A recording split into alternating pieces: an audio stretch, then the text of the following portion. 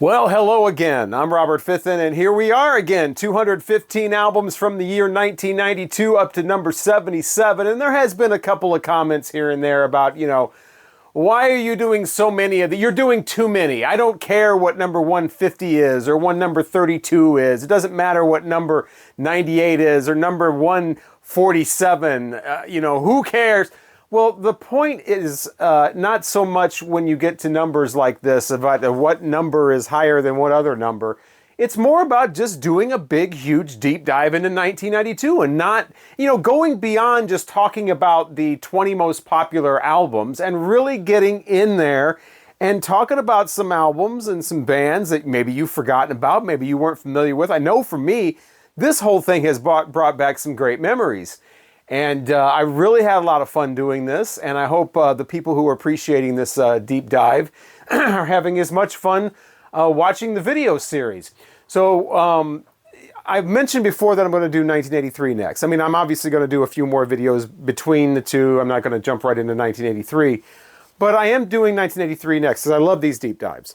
And so I have a question for the people who are watching this video, who are still watching, even though it's number 77, I have a question. How would you like the next deep dive to be for 1983? Do you think I should do 1983 ranking the albums just the same way I'm doing this series, the same way I did 1991? Or do you think it should be more of a chronological thing? Sort of reliving 1983, and instead of ranking the albums, just rate them like a 5-star rating or a grade A, B, C, D, F rating or something like that.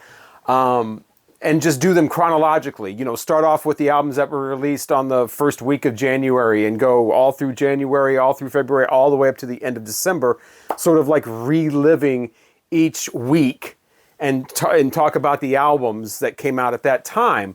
My favorite album, the albums I want to listen to, obviously, I'm not going to be listening to every single album released in 1983. Which way would you prefer the 1983 to be presented? You can vote on that on the community page, or you can just leave it in the comments. It's up to you, because if you're watching this part of the series where the numbers are like, 105 and 82 and 138, I want to hear from you. How would you prefer the 1983 deep dive to be done? Just like these, ranking the albums, the worst start off and then they get better and better, or would you rather it be chronological, week from week, going throughout all the months, all the way up to December in 1983? Let me know in the comments. Okay, here we are, on to number 77. All right, now it's time to talk about one of the shirts, and the band is Luna.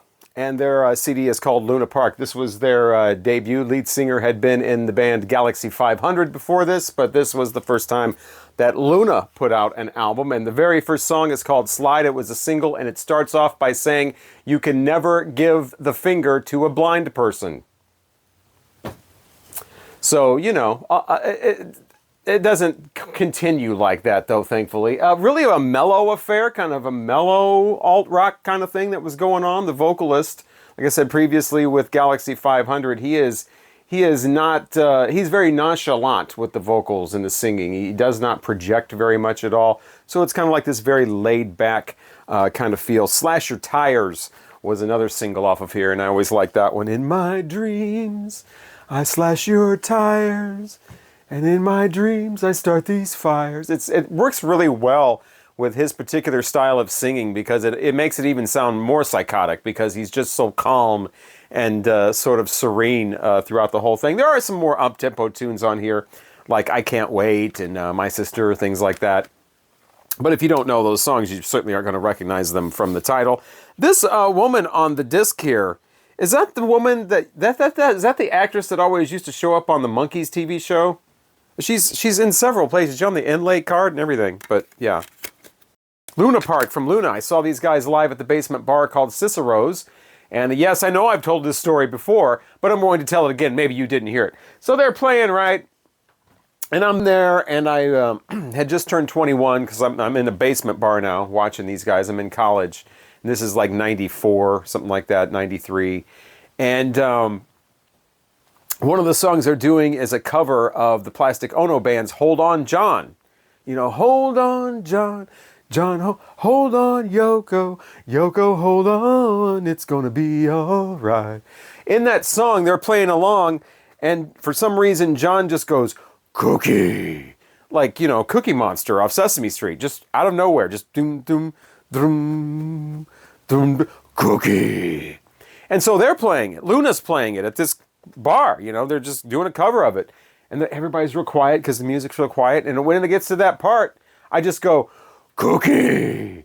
And people look at me like, what the fuck? And the band actually looks at me like, approvingly, like, yeah, you get it. And I just felt so cool. I just felt like, yeah, Luna, they get it. They get me. I get them. We're on the same wavelength here. You other people just don't get it. Yeah. All right. Woo! So I'll never forget that. But anyway, this CD itself is a decent listen if you're in for something, like I said, a little more on the mellow side, a little more with the serene vocals, but a nice CD nonetheless. At least it gives me a great memory. The 1992 release from Katie Lang is called Ingenue, and this is a really decent listen here. This is very light, obviously. It's not anything hard rockin' or anything like that. I did stay away from a lot of straightforward pop albums when I'm doing these rankings. I think that's more for like singles. But this is a little away from the straight-ahead pop stuff. This is more in the sort of adult contemporary vibe here. She is getting away from her country twang on this a little bit, and I think it really suits her voice well. I like hearing her be a little more natural and not so much trying to convince herself that she's the reincarnation of Patsy Cline. Remember that horse shit where oh, I'm Patsy Cline reincarnated when she first came out. Just sing your songs, and that's what she does on here. Starts out mellow enough with Save Me. Gets mellow again. The whole thing is kind of mellow. Miss Chatelaine is was one of the singles on here. That's a fun one. That's kind of a fun light thing where it's got like the French, bistro kind of feel. With the accordion playing and that kind of thing. And a chatelaine isn't that like a madam in a brothel? Maybe it's just the head of a household, maybe also. But anyway, she becomes that in this song. She did a video for that where I remember they were saying that because she's all dressed up like it's the 60s or whatever, and she's in this lounge area or whatever. And I remember, I think it was Entertainment Weekly or something was saying that she looks like a drag queen. It's like, but she's a woman. So you're a lesbian when you dress up feminine and they call you a drag queen. Anyway, so yeah, great stuff on there. I really like the track on here called Season of the Hallowed Soul, where a background singer is added and the music just opens wide up and becomes this sort of, really large soundscape of stuff. I was not expecting that the first time I heard this, and I'm like, oh, that's really kind of stands out, because albums like this, if they get too light and they get too lilting and through the whole thing, it kind of gets a little bit boring, but she manages to keep this album interesting, even though it is your basic light rock type of thing. And of course, the big single off this was Constant Craving, and they wait until the very end to deliver that one. Constant Craving has always been. Anyway, Katie Lang and Ingenue. It does have a little bit of a Grammy stench to it, but it's not over the top Grammy. It probably was nominated for some Grammys. I'm just going to assume here. It sounds like the kind of album that would be, but this is a few levels above the usual Grammy fodder. There's a lot of identity in this. This has a lot of personality in it, and of course her voice is just so natural. It doesn't sound girly. I can't stand that stuff. She sounds like a grown-ass woman here with some emotion in her voice, but it's not over the top. Her voice is just perfect as far as I'm concerned, especially on this. So yeah, if you're in for something a little bit lighter, like some nice dinner music, some nice take the wine out and have a glass, check out Katie Lang's Ingenue. Damn! It's Sophie B. Hawkins, Tongues and Tails. That was her 1992 release, her debut. She's coming from New York City. She's got a little bit of sass. She's got some sexiness going on there, and I absolutely have always loved the very first song on this album, the big single, Damn! Damn! I Wish I Was Your Lover. It really didn't get much better than that as far as straight-ahead pop singles in 1992, as far as I remember. And the album itself, I mean, it's one of those CDs you can find for like 50 cents or $1. But it's not too bad. I mean, nothing compares to that first track. That's absolutely the standout. It does drop off immediately after that. With the second one's actually not so bad. It's California, Here I Come. You know, it's about, you know, wanting to head out west and, you know, sunshine and all that kind of thing. It'd probably be better if it was more like, damn, California, here I come. But she doesn't do that. It's that third track after that. This strange thing called Mysteries We Understand, where, you know, her vocal part's not too bad, but it's got this, like, you know, these weird, like, soundbite drops in it and things, and this just kind of, I don't know. I think it was supposed to set up a moody kind of eerie atmosphere type of thing, which would have been really cool, but it does not do that. It's kind of just kind of like, what the hell is this? The best parts of the album are actually the second half, or what, if you had the cassette or something, what would have been side 2. Some nice stuff on there. Before I Walk on Fire is, again, getting into that kind of sexy, you know, kind of thing. And then you got a song called Listen, where she's getting back to her, like, moany kind of sexy kind of thing going on, whatever. The sexier that she is, the better. I think that's her forte. That's her lane. As long as she kind of stays in that, she's fine. When she starts to drift out of that, do some ballads, do some other things, it doesn't quite work as well. Although I do really like her follow-up single that came on the next album, As I Lay Me Down, kind of a lullaby type of thing. That's pretty cool, but that's not on this album. But she does a cover of Bob Dylan's I Want You, which I'm not really big on people doing Bob Dylan covers, but this one's, it's okay, it's passable. Would have been a lot better if it would have been more like, damn, I want you. But she doesn't do that. I kept waiting for it, just throwing a little damn once in there, and it did not happen. But yeah, decent stuff on the second part of this. Not so great stuff on the first part. And then, you know, of course, the big hit, Damn, I Wish I Was Your Lover. Absolute standout track. Loved it the first time I heard it, like I said, and just everything about that, her whole life. And you know, how many times have you felt like that about somebody, like, damn! And she's going to get on her camel and ride uptown, and yeah, she's going to stand on a street corner waiting for my life to change. How many times have you stood on a street corner and your life is... I don't think that's a very good plan, to stand on a street corner waiting for your life to change. If you're standing on a street corner and your life suddenly changes, is probably not for the better. But yeah, shucks! I can think of a word similar, rhymes with that would probably go better there, but you know, you gotta say shucks, you're trying to get on the radio. But yeah, damn, I wish I was your lover. Damn, I used to make up my own lyrics to that. Like, damn, wish I was your lover, I'd stretch. You know, I won't go into all that though, but yeah, Sophie B. Hawkins, she's all right. All right, if we're talking about 1992 and we're talking about Black Sabbath, we are talking about Dehumanizer. This was the album that got Ronnie James Dio back. You've got Geezer Butler back. Of course, you've got Tony Iommi and Vinny Appice on drums. So you basically have the Mob Rules lineup on this. And this, when it first comes on, man, it just fills the room. This thing, the production on this is stellar. The engineering and everything. It sounds like a band just bashing it out live in the studio. So the sound on this is tremendous. Very full, very clear. Just a huge rock sound. Love it. And not a lot of doesn't sound like a lot of, you know, trickery going on or anything like that. So great sound to it. As soon as the first track, Computer God, comes on. Computer God, all about you know, someone worshiping computers. So again, you've got one of those 1992 releases that sound ahead of its time. As far as content, like they could see right into the future. And if anyone could do that, you could think Black Sabbath would be one of the ones. But yeah, Dehumanizer, I'm not the biggest Ronnie James Dio fan as far as his work with Black Sabbath. I appreciate him more than I enjoy listening to him. I appreciate his work ethic, and everybody I've ever known that has worked with him says he's a great guy. He was, you know, obviously a huge performer, had this big voice. I loved the way that he presented a full-throated voice and didn't go way up in octaves and do the squealing thing. So I appreciate him more than I enjoy listening to him. I do think there's kind of a lack of variety in his presentation, and I think that that's true with the whole CD musically as well. I think that's one of the things that holds us back, is you listen to the old Black Sabbath stuff, the classic stuff, and you could drop a needle just about on any guitar riff, and somebody'd be able to, you know, tell you what song that is. Into the Void or War Pigs or, you know, Sabbath, Blaze Sabbath, whatever. You know, they all had those killer guitar grooves and guitar riffs that really made each song definitive, you know, brought out the definition of each song. Here it's all kind of nondescript. Great playing, energetic, loud, great, like I said, stellar production. But with the guitar and the riffs, you get a lot of,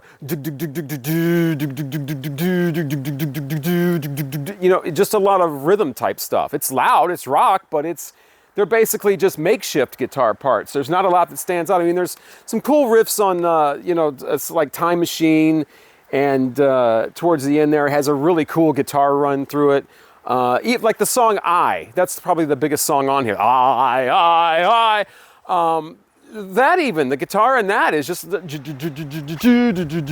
know, it's that kind of thing, just basically keeping the rhythm going. So I wish there was a lot more of the killer, really identifiable riffs that they used to do in their later albums. And I think that's one of the things, I keep having to wipe off, I'm going to quit bringing CDs out here. By the way, I looked at some of the videos that I did earlier when I had that big ass coat on out here. The snow coming down because of the frame, this is real snow coming down. It's like 25 degrees out here, and now I'm in a jacket, because I'm a fool. I don't even have gloves on.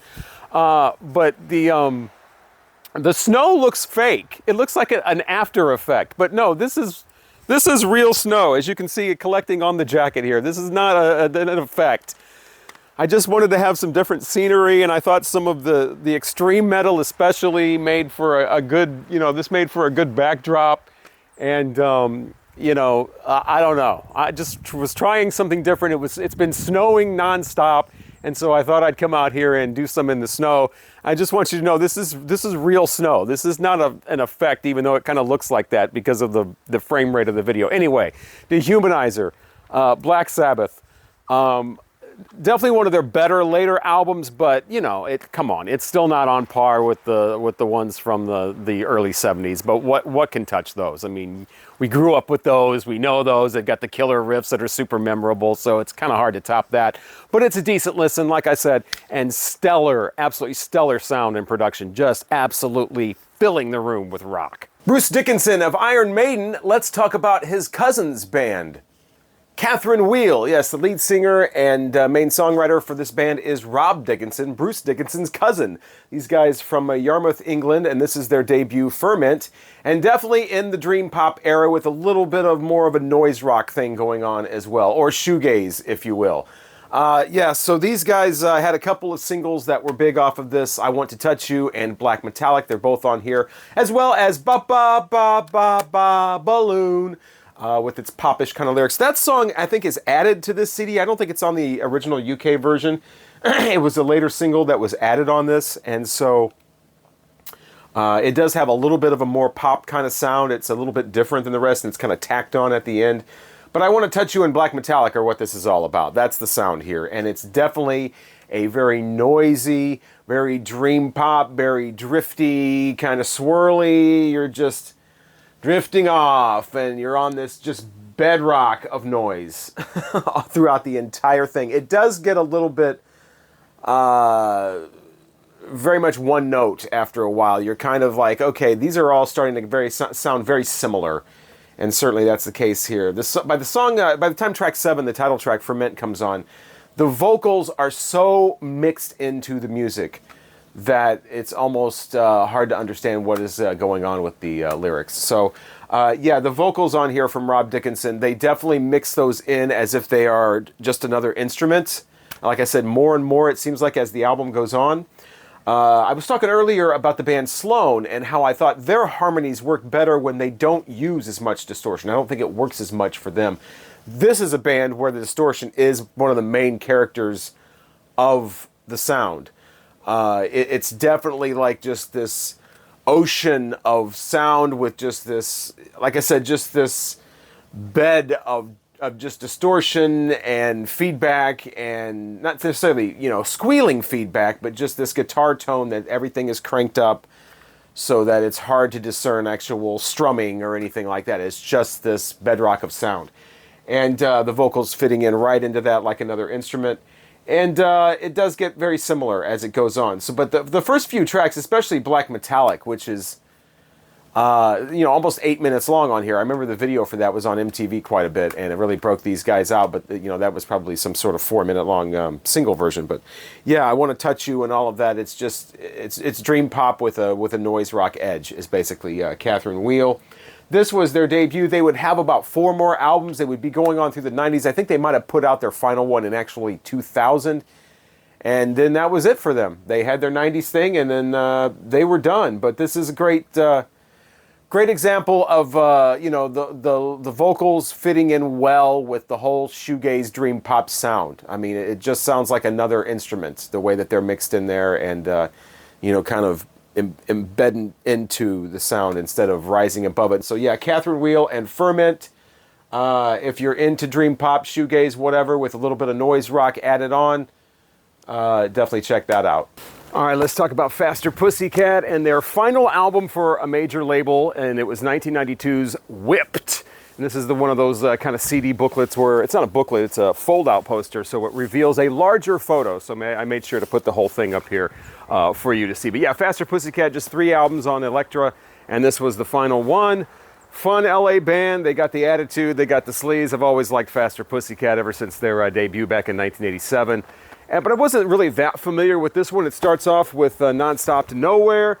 Really catchy chorus in that, but it's, you know, they got a first class ticket on a Nonstop to Nowhere, you know, and they're heading off to nowhere. They've laid their own tracks, they've made their own way, and they got no one else to blame type of thing. So I'm thinking, man, is this going to be like a little more, I don't know, a little more introspective sound for these guys, a little more maturity? And no, track 2, they are thankfully back to their old tricks. A great first track though, but they've got songs on here with very interesting characters like the Body Thief and Jack the Bastard. So yeah, those are interesting kind of character studies from Faster Pussycat. Faster Pussycat, by the way, not to be confused with Mudhoney, not to be confused with Vixen, just Faster Pussycat. But yeah, they've got every song on here kind of has a different, they're all kind of interesting with their lyrics. There's a lot of variety here. They keep things interesting. It's not all just the kind of the same thing over and over again. So you get to, you know, kind of somber songs like Friends, about how important it is to have your friends around. You get a tribute to Andrew Wood of Mother Love Bone a little later on called Mr. Love Dog. And they're talking about like, you know, I don't know why you might have hated me. So it's like, well, because they're, you know, he's Love Dog and you guys are Faster Pussycat. So, you know, cats and dogs, you know. Of course, you know, you got some great guitar stuff going on, especially in the song Made in Wonderland. It's got a nice kind of modern for 1992 guitar sound. So they're changing things up just a little bit. But of course, you got songs like Big Dictionary about how, you know, she loves my big dick. Shinary and whatever. Jackal would actually do a much more explicit song this same year. We'll get to that later on. So you got the double entendres going on. You got the sexy stuff. You got stuff that kind of takes it a little too far with the sleaze, and it's not funny anymore, like Only Way Out. And so yeah, it goes in all kinds of different directions, but they definitely keep it interesting. There is one song on here though that's kind of I don't know if we need it. It's called Loose Booty. I get it. It's the early 90s. This song is all in fun, but they do go a little hard on the large ladies, and I don't know if we necessarily we needed all that. You know, large ladies, they don't need more ridicule and more whatever thrust upon them in the early 90s or any time, and this one just takes it way, you know, this is way beyond Whole Lotta Rosie, and the Whole Lotta Rosie is actually complimentary. These guys do not want the loose booty, the big girl. And they just keep bashing her and bashing her. Actually, there's a song on here called Cat Bash where they have apparently voicemails of them getting bashed by people who don't like them. They went on the Sally Jesse Raphael show, I guess, at one point. I don't know. Anyway, interesting album, but I am knocking it down a few positions for that Loose Booty song. Just a little bit uncalled for, guys. I mean, come on. But overall, fun listen. Faster Pussycat, keeping the fun alive. And so, yeah, you check out Whipped if you like their other stuff, but never got around to the third one. Now, they did come back with some independent releases later on, but like I said, this was their third and final major label one. And the last song, it's like they knew what was coming. It's called Out With a Bang. And I'm not sure this is 1992. Some of the things that were going on at the time, I could speculate what this song's about, but I don't really want to. But it seems to me like they're being non-cautionary, I'll put it that way, in this song, Out With a Bang. So yeah, you also get a straight up whorehouse song with Madame Ruby's Love Boutique. So all kinds of fun. Don't need the Loose Booty song though. Faster Pussycat and Whipped. All right, here comes another one of those times in the ranking that I'm showing an album here that I think a lot of people would probably put up higher. Classic album, the band's biggest selling album of all time. And I am talking about Megadeth and Countdown to Extinction. Yeah, so this is these guys figuring out what a lot of hard rock bands figured out in 1992 because of the Metallica album from the previous year. Yeah, if you make metal or hard rock music that people can dance to, you're going to have a big hit. And that's exactly what they did, especially with the song Symphony of Destruction. I mean, expertly produced and engineered. This sounds incredible. A lot of talented playing in this. The music is great. I mean, especially Symphony of Destruction. Ashes in Your Mouth is great music. I think there's a lot of great music on here. Love the guitar playing, love the drumming, all that. What it's always been about for me with Megadeth is Dave Mustaine's vocals. That's my issue. I've never cared for his vocal style. I think especially on a song like Sweating Bullets, that's where it really comes out, and it's the, hi me, well, it's nice talking to myself. You know, I've never cared for that weird way that he sings. I mean, yeah, sure, I mean, extreme metal, death metal, you know, speed metal, where the guy is with the sorest throat in the world screaming or, you know, bellowing out, or even some of the guttural stuff. It goes with the music. It's fine. It complements, but it's just something about Dave Mustaine's vocals. Which, not to say that he's death metal vocals or anything like that, but I'm just saying I'm all about extreme vocals, some of them. I'm all about, you know, bellowing and yelling and whatever it takes, but just not Dave Mustaine. And he doesn't really yell or bellow. It's just that weird, growly kind of constipated way of singing that he does. I've just never liked it. Now, on some songs, he's not as bold with it as he is on others, and those are the songs that I like more from Megadeth, but on here, it's a lot on here. And again, I love some of these lyrical content on here is great. I love the stance they take on some things, especially the title track on here. And, you know, Symphony of Destruction and the, you know, Foreclosure of a Dream and all of that. Great lyrics. Love it when bands take a stand like that. And, again, great music, but now with those vocals, that's really what it's always been about with Megadeth to me. I mean, you might have noticed if you've seen a lot of my videos, I don't really talk about Megadeth that much, and I don't listen to a lot of Megadeth, and that Dave Mustaine's voice is the reason why. But other than that, great album, and his vocals on here are the way they're produced. There doesn't sound like there's a lot of effects on them or filtering on them at all. It sounds like I mean, this is such a clear produced thing. It sounds like he is in the room with you. I mean, you can just see him in the studio right there on the mic. I mean, he is right there. So the vocals, there's no getting away from those on this album. Now it's time to talk about a band from Minneapolis called Babes in Toyland, and their 1992 album was their second album, and it was called Fontanelle. And this is the wrong CD. Anyway, it's still Babes in Toyland though. But yeah, I mean, Kat Yelland is, it's a three-piece, and she's the leader, and she's the singer, she's a guitarist, and she is on the forefront of the whole Riot Girl thing that would come up in the early mid-90s. She's right out there, but a lot of those Riot Girl bands, they were just screaming, and they were just kind of like, you know, what, they weren't that interesting. She really had, I mean, she lived it, apparently, as she screamed it. And she is extremely aggressive. Some of these lyrics, like, you will not get anywhere else, especially, surprisingly, on what the record company chose to be the single, Bruised Violet. Out of all the songs on this album, I still can't believe they chose that one as the single. You could not play that on most radio stations in an uncensored form. They definitely had the radio edit version, but even in a version where they're cutting out, you know, so-called profanity, a lot of the content of the lyrics still goes right through and is just very, you know, shocking. But yeah, she you know, held nothing back. She did not mince words at all. And not only that song, but other songs. A song about her mom and her sister, and just a lot of topics on here that a lot of the you know, the other extreme female band, you know, the Riot Girls would not take on. So Babes in Toyland were the real deal, so to speak. She started out, Kat Yellen started out her career in another band where she was with Courtney Love.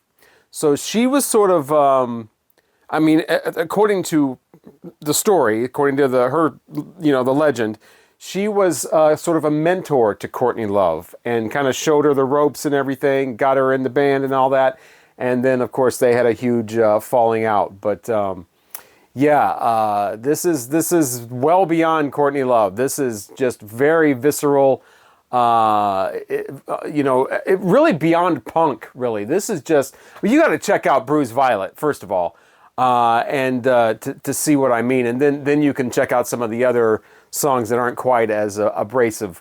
But yeah, Babes in Toyland. They were only around for a few albums, but they definitely brought the hard edge, the hard rock, the aggression, the just pissed off, you know, just, you know, that whole attitude was, they seemed like they were more on the real deal end of things, more than just, well, a word we used to throw around in the early 90s, the posers that would come along later. And of course, Kat Bjelland sort of dropped out of the music scene. She had some personal issues to deal with and mental issues, and then she's I think at this point she's sort of bounced back. I think she's still pretty much in retirement. I know Babes in Toyland I think reunited for you know, a few concerts there in the late, I don't know, 2010s or something like that. But yeah, so Babes in Toyland, this is definitely a product of the early 90s. Everything is extreme, but their extremities seemed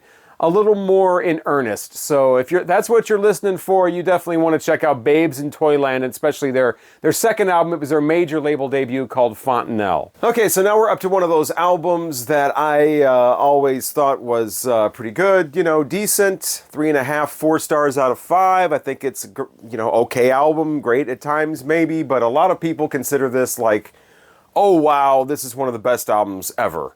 Probably in their top 5 of all time. People consider this an absolute masterpiece. I don't get that from it and never have. I mean, I've listened to this album since it was first out. Again, thought it was decent. You know, so okay, this is pretty good, but I never was like completely bowled over by it. But a lot of people apparently are. And that is the album. Okay, here we go. Here it is. It's Pavement, Slanted and Enchanted. It's their debut album, and like I said, I think it's fine.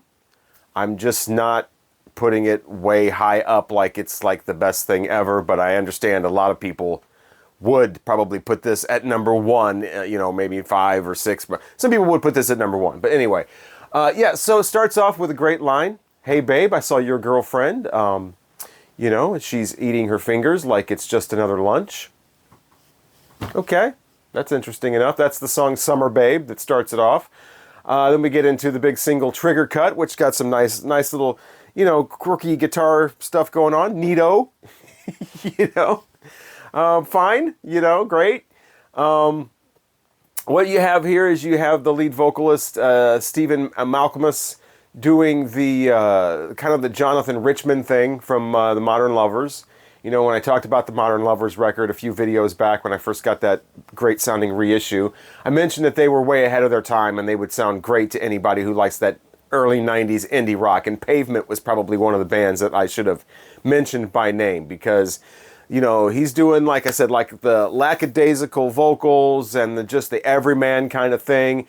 That's the Jonathan Richman thing. He was way ahead of that, you know, doing that in the early 70s. So, yeah, Pavement, you know, carrying the torch for that in the 90s. But you got the lackadaisical kind of style, laid-back vocals, but a very, very tight band. And that's the contrast, I think, that makes this work. You got this super tight band that is, you know, right there with everything, kind of giving this kind of illusion that they're just slackers, just having, but no, these guys have obviously talent and have obviously practiced these songs again and again and again and got super tight with them, and then allow the vocalist to kind of have this kind of, you know, lazy kind of style or whatever that he's putting out there. So it is interesting, and I totally get it. That's, you know, indie rock thing going on.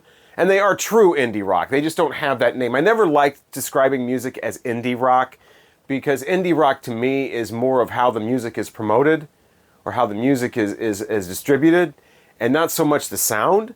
But people are like on major labels, like, you know, Warner Brothers and Capitol, calling themselves indie rock, and it's like, that's not. These guys are really actually indie, but they were on Matador, and that would you know, later be picked up and distributed by Atlantic by the time the Cut Your Hair album came out, or whatever album that was on. But yeah, so, you know, other great tracks on here. You know, you got some stuff on here like Can Do It for Sale, where, you know, he's trying, he's screaming that he's trying. Songs like Two States, which has some great music to it, and I think could have been like really something if they would have just filled it out a little bit. It's way too short, and you know, the lyrics are too sparse. You know, put some real lyrics with that. That could have been a great song. Highlight towards the end called Jackals, False Grails, which got a lot of great sound in that with the way that they're swirling around the guitar, and they got the effects and everything, and it really sounds a little bit different than a lot of the rest of the album. And I love False Grails. Talk about being ahead of your time. They predicted that. Anyway.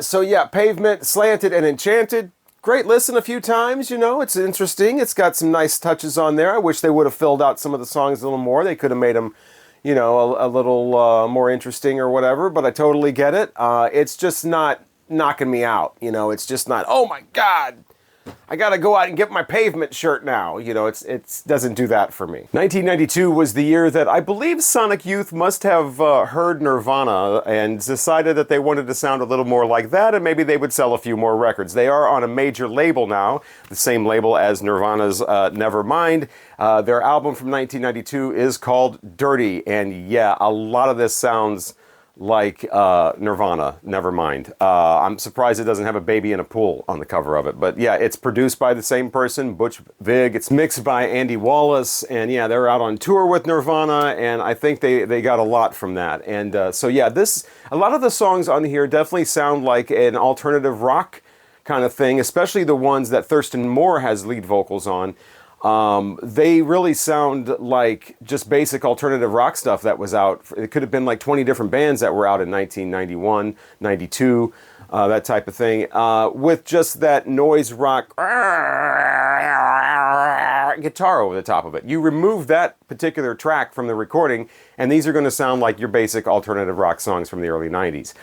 Those are the Thurston Moore songs. Now, the Kim Gordon songs, for whatever reason, tend to sound more like early Sonic Youth, like the typical, the real noise rock, the real experimental kind of stuff that they were doing, the kind of outlying music that they were known for. But man, they go right for the 120 minutes, Alternative Nation, whatever it was. Alternative Nation wasn't a thing yet, but 120 minutes crowd with these songs. And the very first song on here, 100%, is, there's the CD, promotional CD for that.